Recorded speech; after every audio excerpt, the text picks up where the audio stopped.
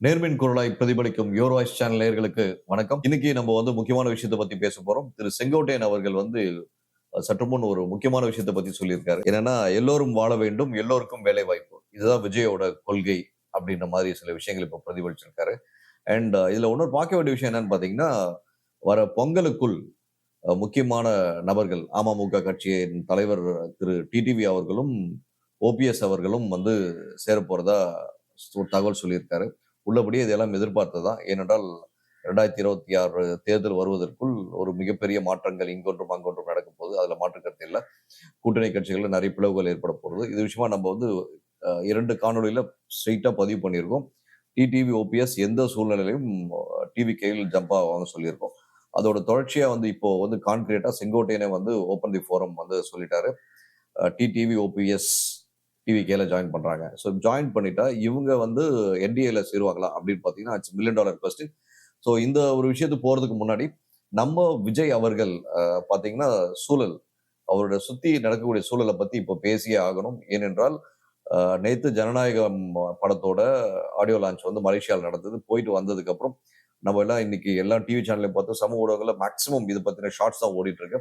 என்னன்னு பார்த்தீங்கன்னா, விஜய் அவர்கள் சென்னை ஏர்போர்ட்ல வெளியே வரும்போது அவர் ஸ்லிப்பாகி கீழே விடுறத எல்லாம் அவரோட ரசிகர்கள் அழுத்தம் கொடுக்கும்போது ஸ்லிப்பாகி கீழே விடுறத பார்க்க முடிஞ்சது. இதுல நம்ம முதல்ல அவர் நடந்த மாநாடுல இருந்து ரீசெண்டா நடந்த ஈரோடு மாநாடு வரைக்கும் நம்ம ஸ்ட்ரைட்டா நிறைய விஷயங்கள் பதிவு பண்ணிட்டு இருக்கோம். அவருக்கான பாதுகாப்பு குறைபாடுகள் கண்டிப்பாக இல்லை. அதுல மாற்று கருத்து இல்லை. ஆனாலும் சில விஷயங்கள் தொடர்ச்சியா நான் ஏன் சொல்லிட்டு இருக்கேன்னு பாத்தீங்கன்னா, திரு விஜய் அவர்கள் பேசக்கூடிய ஒவ்வொரு இடத்திலும் அது கேரவேன் ஆகட்டும், ஏனைய மேடைகள் ஆகட்டும், எல்லா இடத்துலயும் பாத்தீங்கன்னா அவருக்கு ஃபாலோ பண்ணக்கூடிய கேமரா, அந்த ட்ரோன் கேமரா எஸ்பெஷலி அவருடைய தலைக்கு மினிமம் 3 to 4 ஃபீட் டிஸ்டன்ஸ்லயே இருக்கு. அது மட்டும் இல்லாம சைட்லயும் பாத்தீங்கன்னா ஒரு 6 to 7 ஃபீட் டிஸ்டன்ஸ்ல லெஃப்ட் டு ரைட்ல மெயின்டெயின் ஆகுது. ஃப்ரண்ட்லயும் அதே மாதிரி ஒரு 10 ஃபீட் இல்ல 12 ஃபீட் டிஸ்டன்ஸ்ல மெயின்டெயின் ஆயிட்டு இருக்கு நிறைய இடத்துல. சோ இதெல்லாம் உண்மையிலேயே பாதுகாப்பு குறைபாடு என்று தைரியமா சொல்ல முடியும். ஏனென்றால் இந்த விஷயத்த விஜய் கட்சி சார்ந்த நபர்கள் கண்டிப்பா இதை பார்த்து உடனடியா கண்ட்ரோல் பண்ணணும். இது கண்டிப்பா சென்சிட்டிவான ஒரு விஷயம். அதால பாதுகாப்பு குறைபாடு இருக்குன்னு நான் சொல்ல வரல. ஸ்ட்ரெயிட்டா சொல்ல வரல. இது சென்சிட்டிவான விஷயம். அந்த ட்ரோன் ஃபெசிலிட்டிய மேக்ஸிமம் இப்போ முதல்வர் ஆகட்டும், துணை முதல்வர் ஆகட்டும், பிரதமர் ஆகட்டும், இவங்கலாம் வராங்கன்னா ட்ரோன மேக்ஸிமம் அவாய்ட் பண்றாங்க. அப்படி இருக்கும் தருவாயில் ஒரு புது தலைவர் தாவேகாக்கு இருக்காருன்னும்போது, தாவேகா கட்சி ஆரம்பிச்சவர் முக்கியமா. சோ அவருக்கு இந்த மாதிரி விஷயங்கள கண்டிப்பா கருத்தில் கொண்டு உடனடியா அந்த ட்ரோன் விஷயத்த அவாய்ட் பண்றது நல்லது. 1. 2வது நிறைய பேர் அவருக்கு இந்த பாதுகாப்பு குடுத்தது வேஸ்ட் அப்படி இப்படின்னு நெறைய சொன்னாங்க. ஏற்கனவே அவர் ஒய் பிரிவு பாதுகாப்புல இருந்தார். அது ஒய் பிரிவுல இருந்து இசட் பிரிவுக்கு ஏன் மாறுனார்னா, கரூர்ல கிட்டத்தட்ட 41 டெத் நடந்தது. சோ அந்த டெத் நடந்ததுக்கு அப்புறம் அவருக்கு அவங்க கட்சி சார்ந்த நபர்கள் எல்லாம் கோரிக்கை வச்சாங்க சென்ட்ரல் கவர்ன்மென்ட்க்கு. அந்த கோரிக்கையின் அடிப்படையில் அவருக்கு இசட் பிரிவு பாதுகாப்பு குடுத்திருக்காங்க. எல்லாருக்கும் ஒரு நெறைய கேள்விகள் இருந்தது. ஒய் பிரிவுக்கும் இசட் பிரிவுக்கும் என்ன வித்தியாசம்னு சொல்லிட்டு. சோ அத பத்தி நம்ம போதுமான அளவு மற்ற சேனல்கள்ல பேசியிருக்கோம். பட் நம்ம சேனல்ல அதுக்கான எக்ஸ்பிளனேஷன் குடுக்கணுன்ற ஒரு இன்டென்ஷனுக்காக தான் இசட் பிரிவு பாதுகாப்புன்னு வரும்போது 4ல இருந்து 6 மத்திய அரசோட ஆயுதப்படை போலீஸ் கமாண்டோக்கள் இருப்பாங்க. மொத்தமா பார்த்தீங்கன்னா, கிட்டத்தட்ட ஒரு 20ல 22 காவலர்கள் பாதுகாப்பு இருப்பாங்க. இதே இசட் பிளஸ்ன்னு பார்த்தீங்கன்னா, 10ல இருந்து 12ல 14 கூட ரிசர்வ் போலீஸ் குடுப்பாங்க. அதுல கமாண்டோக்கள் இருப்பாங்க. அது போக 36 பேர் ஓவராலா இசட் பிளஸ் பாதுகாப்புல குடுக்கிறதா வழக்கம். இப்போ விஜய் அவர்களுக்கு இசட் பிரிவு குடுத்திருக்காங்க. இசட் பிளஸ் குடுக்கல. இசட் பிரிவு தான் குடுத்திருக்காங்க. சோ இசட்ல 22 கமாண்டோக்கள் பிளஸ் ஏனைய காவலர்கள் இருப்பாங்க.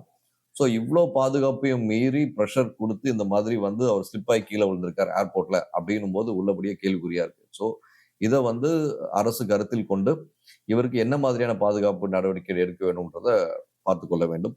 அடுத்தபடியா ஆ இது ஒரு பக்கம் இருந்தாலும், திரு செங்கோட்டையன் அவர்கள் சொல்லக்கூடிய சில விஷயங்கள் அவ்வப்போது பேசும் பொருளாக இன்னைக்கு தமிழ்நாட்டோட மேக்ஸிமம் ஊடகங்கள்ல ஹெட்லைன்ஸா மாறிட்டு வந்துட்டு இருக்கு. முதல்ல ஹெட்லைன்ஸ்ன்னு சொல்லி பார்த்தா, முதல்வர் பேசுவாரு, துணை முதல்வர் பேசுற விஷயத்தை. அதுக்கு அடுத்தபடியா முன்னாள் தலைவர் அண்ணாமலை அவர்கள் பத்தி அவர் பேசுற எல்லா விஷயத்தையும் ஹெட்லைன்ஸ் ஆக்கிடுவாங்க. இதெல்லாம் வழக்கமா இருந்தது. இப்போ செங்கோட்டையன் பேசக்கூடிய ஒவ்வொரு விஷயத்தையும் ஹெட்லைன்ஸ்ல கொண்டு வராங்க. அடுத்தபடியா விஜய் அவர்கள் 2 வாரத்துக்கு ஒரு தடவ பேசக்கூடிய விஷயமும் ஹெட்லைன்ஸ்ல வந்துட்டு இருக்கு. நம்போ ஹெட்லைன்ஸ் ஏன் இவ்வளவு ஃபோக்கஸா பேசுறோம்னா, ஒரு தலைவர் என்றால், அவர் பேசக்கூடிய விஷயமானது ஹெட்லைன்ஸ்ல இருந்தால் மட்டும் தான் மக்கள் கூர்ந்து கவனிப்பாங்க. என்ன விஷயத்த சொல்ல வர்றாருன்னு சொல்லிட்டு. சோ அப்படி இருக்கும் தருவாயில், இன்றைக்கு தாவேகா தலைவர் விஜய் அ செங்கோட்டையன் வரும் முன், வந்த பின் அப்படின்னு சொல்லி தாராளமா நம்ம பிரிச்சு பார்க்கும்போது, தாவேகா தலைவரானவர் செங்கோட்டையன் வந்த பிறகு நல்ல ஒரு மெச்சூர்டான ஒரு ஸ்பீச்ச பார்க்க முடியுது ஒவ்வொரு இடத்துலயும். அண்ட் செங்கோட்டையனோட அந்த முதிர்ச்சி, எக்ஸ்பீரியன்ஸ், அந்த ஸ்டைல் ஆஃப் ஹேண்ட்லிங் வந்து ரொம்ப கிளியராவே தெரியுது. அடுத்தபடியா வந்து நம்போ பாண்டிச்சேரியில நடந்த அந்த விஷயத்த பத்தி பேசும்போது ஒரு வார்த்தை பதிவு பண்ணியிருந்தோம். மற்ற திராவிட கட்சிகள்ல, நாம் தமிழர் கட்சியில இருக்க போல அந்த பாசறை வந்து தாவேக்காக்கும் வந்தா நல்லா இருக்கும்னு சொன்னோம். ஏனென்றால், அந்த பாசறை ஒன்று இருந்தால் மட்டும் தான் அந்த ஒழுங்கீனம் என்பது சிறப்பா இருக்கும் என்பது நம்மளுடைய பார்வை. ஏன் ஒழுங்கீனத்த பத்தி பேசுறாரு அப்படின்னு நீங்க கேட்கலாம். டிசிப்ளின் இல்லையா? கண்டிப்பா கிடையாதுங்க. அத ஸ்ட்ரெய்ட்டாவே நான் சொல்றேங்க. ஏன்னா கிரவுட் மேனேஜ்மென்ட் அந்த பாலிசி வந்து தாவேக்கா கட்சியினர் இன்னமும் ஃபாலோ பண்றதில்ல. ஏன்னா தொண்டர்கள் ஒரு பக்கம் இருந்தாலும், ரசிகர்கள் இன்னொரு பக்கம் இருந்தாலும், இது யார் தொண்டன், யார் ரசிகர்ன்ற கன்ஃப்யூஷன் பெரிய விஷயம் லெவல்ல அவங்களுக்குள்ளேயே மோதிட்டு இருக்கு. இந்த சூழல்ல அந்த கிரவுட் மேனேஜ்மென்ட் கண்ட்ரோல் வந்து கவர்ன்மென்ட்டாலயும் பண்ண முடியாது. அந்த கட்சியினரும் பண்ண முடியாது.